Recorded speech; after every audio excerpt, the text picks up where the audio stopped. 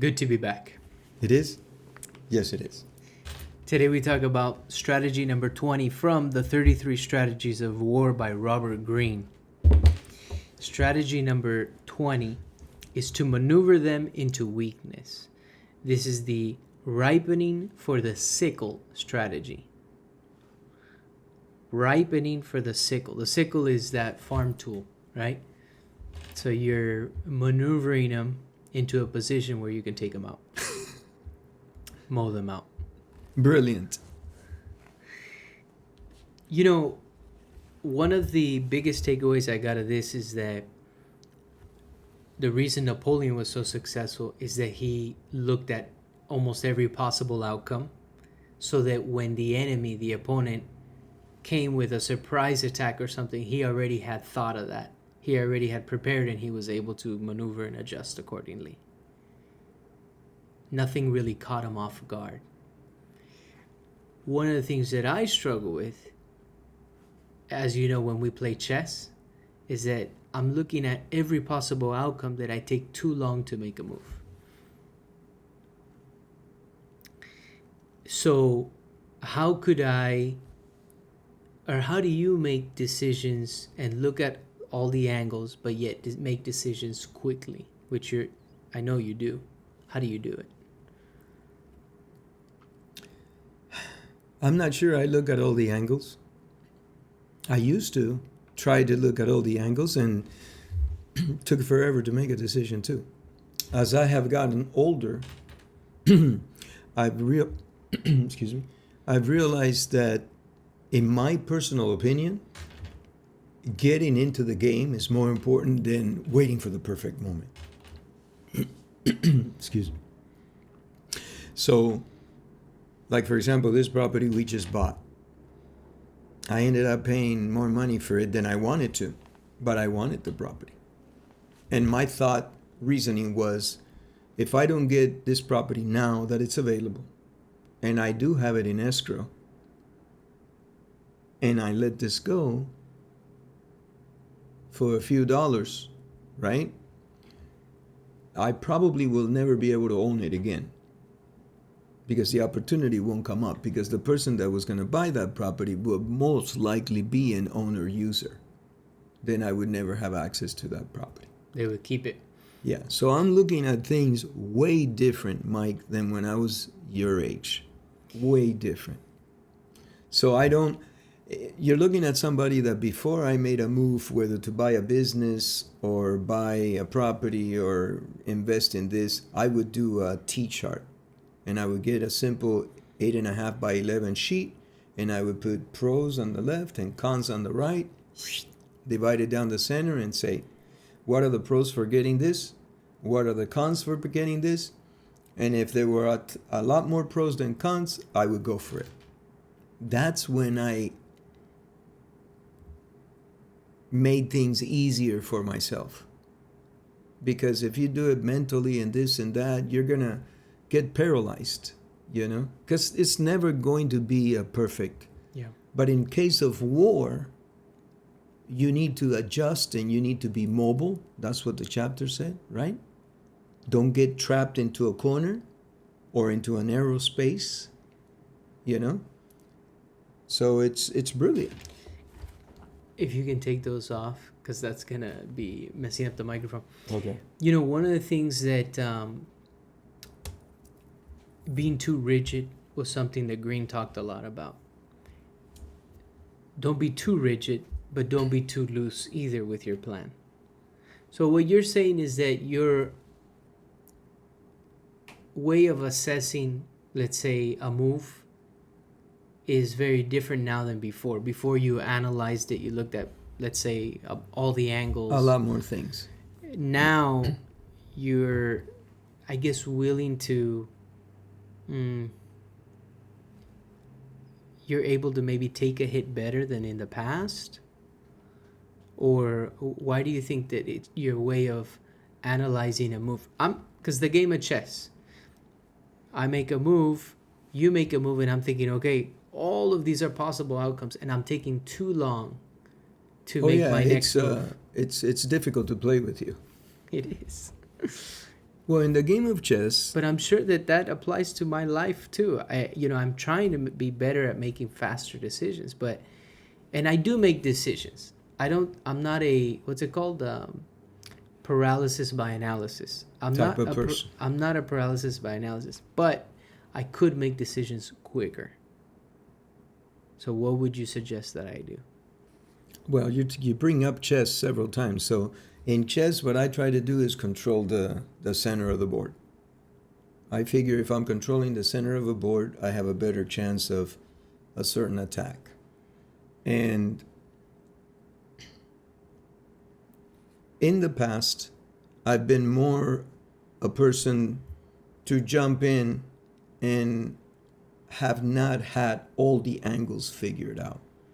Because I remember buying some agencies, and some of the stuff that came back at me was completely unexpected. Completely unexpected. Like, for example, in one that I can remember very much is the main employee, the head of the agency, other than the owner, quit on me and went to work for another competitor. And I lost that person the first week of the purchase. And I had met with that person. Everything was fine with that person. She was on board to come along. Everything was beautiful. And then all of a sudden, once the ink is on the contract, she goes to the owner and says, you know what? I've changed my mind. I don't want to go with this agency. I want to go with another one. I have a better offer. But no one told me. And so let me just make sure I got it. You were buying an agency. One of the key people in that agency. She was the key person, one of. She was the most important person in that agency because the owner was in and out. And they decided to leave. They decided not to come along with the purchase. With you. Oh, I see. And I had no idea about it, and I didn't see it coming. That was a hit. Got it. So that was an angle that you really didn't factor in. No, and every conversation with her was fantastic. Everything was good. Everything was green light. The minute the ink was on the paper, she went to the owner and said, I'm not following through with this. I'm going somewhere else. Okay. And she went to work for a competitor, who, by the way, was a friend. Mm-hmm. So I learned my lesson on that one so good, man. That was a punch out. That was a big hit. And you have to do everything you possibly can, folks, not to become cynical. Because if you become cynical in life, ultimately it hurts you. You can't let it do it. Yeah. It's just one of those things in life. And the way to think around it, or the way I came to terms with that, I blame myself, for everything. So I blame myself for losing her. That's the best approach. And I think I could have had better communication. Although I didn't see it coming. Mm-hmm. There was no difference of opinion. There was no, I didn't see this. It was a major blow. Fortunately, you were able to absorb that hit because... Oh, I had no choice. Well, some hits take us out. Right. Some hits we can't absorb. Oh, I lost business because of that. Because she was the most important person in that agency. And everybody that called was asking for her. And when they found out that she was in a nearby agency, so then it became a big, huge issue. And it was a run for... it was like, let's say you're in the ocean and you have to swim to the shore, but now you have a shark chasing you. You had to swim faster than ever. So it was a run to protect whatever we had purchased, and it was tremendous. Mm-hmm. But we came through it. I lost business because of it. Yeah. And I never looked at my buddy the same way ever again. Never. And of course the relationship was affected. Yeah. But So What having do a you? plan is important. Looking at all the angles like that before you go into and jump in, because you could have made the decision um, to buy this agency, but had some sort of measures in place to make sure this didn't happen. Things can still happen, though. I blame myself for it. I think ultimately the fault lies with me, Yeah. and then you just gotta take the hits and the scratches and the blows and go along Yeah. and keep going. You're making me think of this is a buddy that I know that bought a business without have any experience in it, buys this business, and then just 2 months later, the revenues of the business decreased to a point where they found themselves in bankruptcy, and Oh wow, yeah, well, they lost the bit. See, they didn't look at all the angles, and they weren't able to weather the hit like you did. This actually took them out completely. I mean, they're gonna come back, and they are, and they'll well, be successful. what choice do you have? Because if you let You that can only take mar, so many hits. yeah, You're a different man. I mean, I oh, don't know. Maybe he can he'll get up and even be stronger. But there are some people that take a hit and aren't able to recuperate. I'm thinking of one person in particular that has taken many hits in life and business, and doesn't and it seems like the last hit they weren't able to recuperate. oh, I think I know who you're talking about. So, you know, That's sad because if it's the same individual we're thinking, this particular person exuded a tremendous positive energy every time that I met this person. yeah. So, So a quote from the book is if your plan is too loose, unforeseen events will confuse and overwhelm you. Because remember he talked about that director, that it seemed that in that comedy that it was very very like non-scripted and not structured, and but that's how he was able to get actual spontaneity and actual comedy. And then but they always had a plan, and they knew when that director knew when the take was right, and that's it, or when they needed another take, even though the actors didn't know, but the director did. And if we're too loose with our plan, unforeseen events will confuse and overwhelm us. If we're too rigid, it doesn't allow for maneuvering or adapting to what's thrown our way. And if you allow yourself to get trapped, like in chess, Greene brought the example of people that move the pawns to kind of get to clear up the ability to move their other pieces, because what good is your rook, right? Your castle, your rook, if you can't get it out, you can't move it. You have to clear the way. So I thought this was a really cool strategy for life. it Just is. looking at the angles. Yeah, he's talking about essentially two ways of the way the battle's going to go. One is by attrition. Okay, that's number one, which he says, you kill so many of the opponents that they end up surrendering to you. And somewhere in the chapter, he talks about that one being the lazy way of doing war. It was the old way of doing war. Right. And then number two is weaken them and unbalance them, by maneuvering them into a position that is not the best for them. Lure them. Lure them, because he says, the cost of war, it's way beyond the body count. It's not just the people that you're going to lose, although that is essentially one of the most important parts, because you lose people, right? But the cost of war goes beyond, the count of bodies. Yeah. You're talking about energy, you're talking about exerting all your resources, you're talking about strenuous, it takes a toll. Yeah. You know, that's why Sun Tzu says the best war that you could ever have is the war that you win without a fight.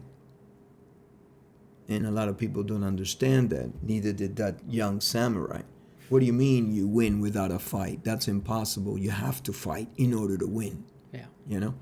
So it's really interesting. There's a lot of mind play here, folks. You need to read the chapter. Robert Greene does an excellent job. But he's talking about crafting a plan with branches. Craft a plan with branches so that, you know, you're planning on going this way, but if there's an obstacle here, then you might be able to go to another branch. So that was one of the 4 You're not stuck. elements. Yeah. It's brilliant. And in business, you need to be careful because, like, for example, this example we just cited, I didn't see it coming. Maybe somebody with more experience than me would have, but I wasn't a novice at that time either. I had already bought 2 agencies. This was my 3rd purchase. So I didn't see it coming, and it hurt. It hurt. Yeah. Yeah, you know, another that might be an example of you got too comfortable. Maybe, yeah. You stop seeing all the angles. Maybe so. What is that? Is that in a certain movie? Carlito's Way, It's from Carlitos Way? I believe, Pacino with says. Al Pacino. Yeah, you can't see the angles. You better get out. Yeah. I think that was when he was blaming that he ended up going to jail, and he was coming out of jail, right? But he went to jail because he couldn't see the trap that was being set to him. Mm-hmm. I think that's right, but I haven't seen that movie in ages. So, Yeah. But yeah, it's from there. Yeah, so sometimes we get comfortable and we stop looking at all the angles because we're comfortable. Well, comfort is the enemy of growth. Yeah. The only way to grow is to step out of your comfort zone. It's almost better to be in a constant state of attack, like being attacked, because then your defenses are up. If you're not being attacked by some angle, you're going to get comfortable and lazy, and you may not see every angle. Yeah. Well, yeah, you know, that's what they said about... They say that Conor McGregor lost because he's now used to sleeping on silk sheets. And it's, you know... You're a warrior when you're hungry, right? And you go that extra mile. Now, when he's got money, he's relaxing, this and that, he's not going to jump back in, you know, for a beating that he doesn't need anymore. When you need to feed your child and your wife and, you know, the family, you have a reason to jump into that octagon and either be beaten or get beaten. And that's a war. That's something that let the best man win kind of thing, or the best woman. It gets difficult, more difficult as you prosper. Unless, and I'm going to throw this pitch in for my buddy here that I like a lot, Cristiano Ronaldo. We're going to get a bunch of subscribers unsubscribe, all the Messi guys. I love Messi too. But, you know, he's a warrior. You know, he just signed the most lucrative contract in the history of soccer. I don't know if you're aware. Just recently? No. He just signed the most lucrative contract in the history of soccer. Wow. He's getting like, I forget how many, 200 million or 178 million or something like that. It's like 4 million a week. And now he's 15% owner of Al Nassr. So the top guy, who is it? The person that, the technical coach or whatever, has to come to him for advice, and all the money in the world. He seems to be, you know, how do you stay? How are you not cocky? How do you don't get cocky? Don't become arrogant. How do you stay grounded with all this? I mean, he's gonna get. You can look it up. He's gonna get like, if he's if he takes him to this cup and they win this cup, he gets another 10 million or 20 million. If he takes it to the other level, he takes another 4. I mean, it's just, it is the most lucrative contract in the history of soccer. But I believe sports, because they were citing That's amazing. 4 quarterbacks. No, And- it's I believe sports. Yeah. 4 quarterbacks that together don't make what he's going to make on this contract. Yeah, soccer, football is another level because you got the world, the whole world. I mean, a lot of these sports are worldwide, but I think the biggest is soccer, Yeah. football. And you know, if you want to unite the world, remember we've talked about this, there are 3 things that unite humanity and human beings. Do you remember what they are? Yeah. What? Let me put you on the spot here. What I are think they? of our friend Martha Darby. Food, Okay. music, and sports. You got it. Yeah. So those 3 unite the world. Yeah. I remember reading that when Manny Pacquiao used to go fight, the entire country took a rest. You know, nobody. When Pacquiao worked, it was like a universal holiday. Everybody was glued to the TV, and he's, you know, tremendous. And the other day, I saw him in an interview. He didn't even have enough food to eat. And all they would do is drink water, a lot of water, to fill their bellies up so that they could go to sleep.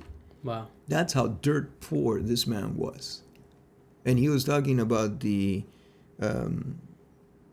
ability to stay humble. You know? Yeah. Anyway, we got sidetracked. I sidetracked us, but No, I'm I sorry. think one of the also interesting points of this chapter is that it's almost like your strategy is luring the opponent into a trap. It could be the business person, the person you're negotiating with. You're kind of making them get out of their cave, like the example of the Turks that were in they had built a base in a mountain that there's no way to get in there. Indestructible. But this British officer found a way to bring them out using the Arabs and the camels and all that. He just was a strategist, and he found a way to get them to come out of the mountain and eventually taking over that. Correct. And that he area. spoke Arab. He spoke He spoke Arab. So yeah, I think it's T.E. Lawrence Yes. of Arabia. Yeah, I believe so. Yeah, he's tremendous history that he had. I mean, if you can speak the language, you can communicate.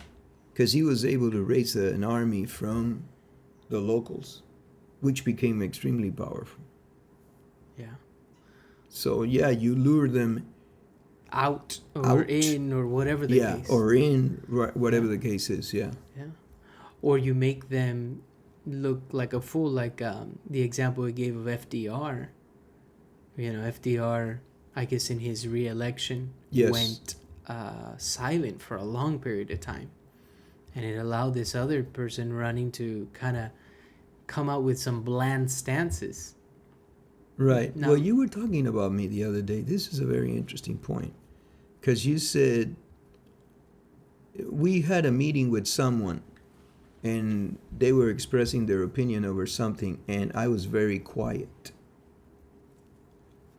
And this particular person says, "You know what, Pablo? You're very quiet." Remember that? Mm-hmm. And I said, "Yeah, you know, I'm listening to everything you're saying and so forth and blah, blah, blah." But you said, well, people know where you stand. Mhm. You've already taken a position. Right. In this particular case, with Roosevelt, the other guy, what was the name of the other guy? Landon. Landon took a stand, and that made him weak, right? According to what Greene says, right? Is that correct? Yeah, because what he was doing was he was saying he was good with a lot of the things of the New Deal, Of the New Deal. which that was FDR's idea. That's correct. So you're just going with what the people want because that was popular. You're saying you were good with the New Deal. The moment that FDR came back and said, "Look at this guy.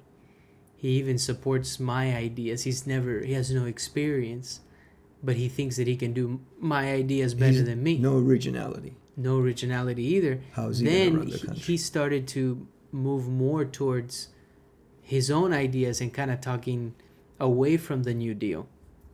And that's when people saw this guy's a flip-flop. There you go. Right. Yeah, it's interesting. I mean, that's a political race. You have to stand, you would hope for something. If not, people are just going to think you're a flip-flop. What happened the other day was that this person was speaking on topics and they wanted your input, I believe. They wanted, because they know you have opposing views already. They already know you have opposing views, so they wanted to engage. And, that's sometimes how you battle test ideas. You throw an idea out to somebody who has an opposing view, and that person maybe destroys that idea or maybe strengthens it, or it doesn't really stand that, strong, that idea. So that's kind of a good exercise I like doing. But you didn't want to engage. No, because I'm not an expert in the field. And she could very well be correct. And I could very well be wrong. Yes. There's a lot of stuff that I don't know that goes on behind doors. And it was political. Yeah. And you didn't, with that particular person, you respect and everything, but you didn't want to engage in that political conversation. No, because I have somewhat of an opposing view. Right. Not somewhat. I have an opposing view to what it was being said. So right. I didn't want to engage in a battle. Well, you also I didn't find it necessary. Huh? You have to choose where you want to spend your time and energy. There's a lot of times lately where I don't engage in confrontation. Yeah. Choose your confrontation. I mean, I've been accused for not speaking up enough about certain things, political or whatever, let's say an injustice or something, and because I thought, well, I need to keep my head down and control what I can actually control and affect change on, and which is my family and the people closest to me. But then I get accused of, well, you're not paying attention to other things that are occurring. Well, potentially I'm the one doing that accusation, right? No, not only you. Okay, not only me. So, if you listen to Patrick Bet-David, he would say... I don't. I used to. You used to? Yeah. I'm keeping away from a lot of media, news, and just because it takes so much energy and it's all negative. There's nothing positive on the news. Okay. So then you have to be careful with what you consume, is the way I think, what you eat and what you consume in media. The problem is that bad things are occurring in the world, and the argument is you should be aware because these are your fellow brothers and sisters. Well, you don't listen to Patrick Bet-David anymore, but do you listen to Jordan Peterson? Not lately, no. Okay, because he's a proponent that one person can change the world. But it starts with your room, with your household, with your circle. Mm-hmm. So when do you go beyond that? Right. When do you go beyond that? Once you have your room in order, maybe? Okay. Maybe I'm still fixing my room. Oh, yeah. No, I'm not saying, oh, yeah, you are. I'm just saying that's probably the next step. As you see, folks, we don't know the answers. Okay? We're looking for the answers just as much as you guys are and you ladies are. So, this is what makes this fun, this open dialogue. But I think that, my father was a newspaper man, and we come from Cuba, and we can't throw rocks. Castro came and destroyed the country, right? Most people live in poverty. There was an argument for a long time that, education was available to everybody, but nobody could do anything with it. Doctors get paid below the poverty level of any other country in the world. It's my understanding. So, where's the progress? And again, capitalism has a lot of things wrong with it. But what other, we're getting political, right? But I mean, show me another, what's better? What is it, the worst enemy, or what is the worst, The greater evil. yeah, uh, I don't know. Time will tell. Time will tell. All I know is that the world is evolving, and there's a lot of things coming down the pike that are going to have a huge impact on humanity, like artificial intelligence. Yep. Yeah. A lot of people don't like it. They think it's going to be our undoing. We have to keep our humanity. Well, you were saying the other day in another podcast that you believe, correct me if I'm wrong, but I think you said you believe that what's going to keep us, our individuality is what's going to keep us different, right? Than if separate us from the rest. Yeah. Yeah. Yeah. Yeah. So how do you maneuver into that? Because we're being careful led not into... to fall into a trap. Careful not to fall into a trap. Everybody's got to figure that out for themselves. Because I see a lot of people, including myself, racing to try to learn artificial intelligence. Are we being lured or led into... Sure feels that way. I don't know the answer, but I don't know that it leads to happiness or a good life. So you have to be careful how you use these tools and not let them use you. Because, I was watching a movie the other day with Clive Owen. It's called Anon, like Anonymous. And basically, he's a detective, but everybody, the whole population, has something in their eye, a lens, that allows them to immediately know who the person is, where they're from, their name. So everybody's registered. And he runs into somebody that's anonymous, that was not registered. And so that's like, something's wrong with the system, right? This person's not in. And anyways, that's what the movie's about. This person didn't want to be registered. But at the very, very ending, the detective asks her, what are you hiding? Why don't you want to be in the system, kind of thing? And what don't you want us to see? And her response was, see, that's where you'll never understand, because it's not that I'm hiding anything. I just don't have anything that I want you to see. That's it. She wanted privacy. And it was a world of no privacy, because anyone who committed a crime or anyone who did anything, they were able to go back and trace that memory. Oh, wow. It was a file. It was an interesting concept. But the point is that, how far are we away from that, where memories are a file? Is that already what it is? But where memories are just a file that can be deleted or altered.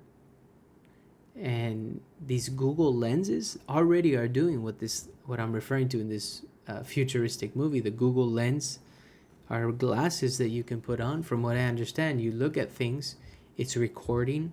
It can give you, tell you what this hour clock is, where you can buy it, how much it costs, what it's made of. You can already do that with these glasses. But when will it become just a contact you can put on? Or when will it become like a tattoo that is just part of your eye now? And it's a little computer database of information.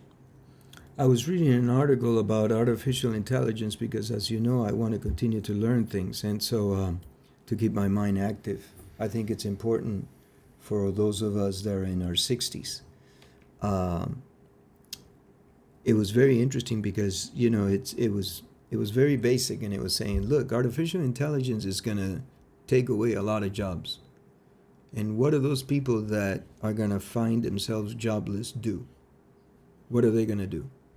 How are they going to earn money to buy food, to put it on the table for their families? Mm-hmm. How is that going to happen? Is the government going to give them a bare bone minimum to be able to survive? And how is that life going to be like? Mm-hmm. How do you like that life? What if you get hit by something like that, where you go from making 50, 60, 70, $80,000 a year to, you know, having to depend on the government for a measly piece of bread or whatever, because now you've lost skills that are important to the workplace, so you don't have a job because you've been replaced by AI. These are very difficult questions. All that I know is in our day-to-day, the most valuable jobs are physical jobs. That's what we see in our day-to-day. The air conditioning guy, the plumber, the roofer, the electrician. Because we're dealing obviously in the world of investments in real estate, and so anytime an issue comes up, do you have a good roofer? Yeah, we do have a good roofer. Do you have a good plumber? Yeah, we have a good plumber. And it's hard to find good ones. And the plumbers that retire, there's less people to replace him, because a lot of people didn't want to do plumbing or didn't learn that trade. So I don't know the answer to your question, but all I know is that in our circle, it seems that those are the most valuable jobs, and they'll be able to charge a premium. I agree with you, but I saw a robot the other day welding two pieces of iron together. Okay. So that's coming too. So they can weld. Or doing surgery. Someone told us that That's right. they had surgery That's right. by a robot. Right. A robot. A knee replacement. A knee replacement that was done by a robot. It was a doctor manning it somehow? No. Telling it what to do, I guess? No? The doctor was there to oversee it, but the robot did it. The doctor was there just to make sure. But the robot did the surgery. The robot did everything. Who knows? How did we get into this, you know?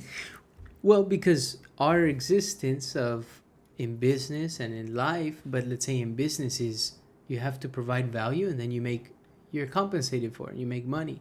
But AI is going to potentially outmaneuver us. And so this strategy is all about maneuver them into weakness. So how can we compete with what is coming in the future? We have to figure out a way, not get caught in a corner. I don't see how we can compete with AI. Well, like when I told you about that interview, they were interviewing AI and they say, how many words a minute do you type? yeah. And the reply was 3,000 words a minute. How do you compete with something like that? AI types 3,000 words a minute. The fastest humans in the 40s, right? We can't lose hope. No. We have to find a way. So we have to figure out. We have to find a way. Yeah. We just don't know it yet because it's so new. Right. But a lot of people are going to get affected.